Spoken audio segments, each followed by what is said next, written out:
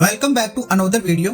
मदहोश करने वाली खूबसूरती, बिंदास अदाएं सुनकर देती थी दिमाग, यूरोप को उंगलियों पर नचाने वाली जासूस की कहानी।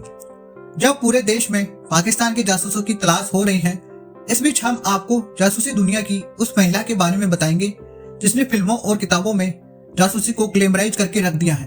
वो कुख्यात नाम है माता हारिका।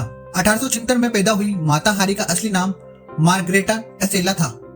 उसकी जिंदगी खतरों और दुखों से भरी हुई थी और अंत भी ऐसा ही हुआ। हेठ व्यापारी के घर पैदा हुई मार्गरेटा का बचपन तो अच्छा ही था, लेकिन जब वो बड़ी हुई तो उसकी जिंदगी बदल गई। डच ईस्ट इंडीज में नाकामयाब शादी ने उसे डांसर बना दिया। पति की जातियों से तंग आकर मार्गरेटा ने उससे तलाक ले लिया।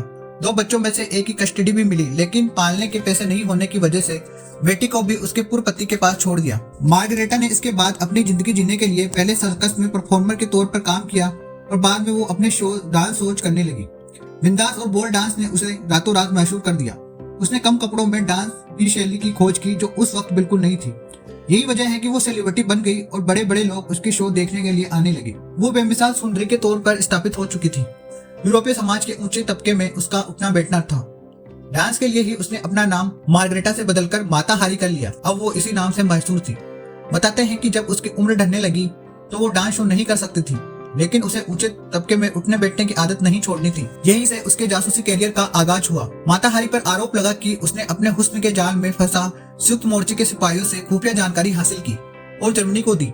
कुछ तत्कालीन अखबार दावा करते हैं कि माता हारी हजारों सैनिकों की मौत की जिम्मेदार थी। कोर्ट में जो सबूत पेश किए गए वो उसके अपराध को और गहरा बना देते थे। इसके मुताबिक माता हारी सिर्फ जासूस नहीं, डबल एजेंट थी। 100 साल बाद फ्रांस के रक्षा मंत्रालय ने गुप्त दस्तावेज जारी किए जिसने माता हारी की जिंदगी को अलग तरीके से पेश किया।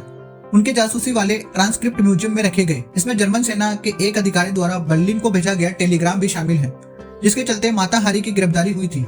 उसकी सजा के लिए ये अहम आधार बना। हालांकि इतिहासकारों में इस बात पर भी मतभेद है। कुछ का कहना है कि माता हारी जासूस थी तो कुछ कहते हैं कि उसे बलि का बकरा बनाया गया था।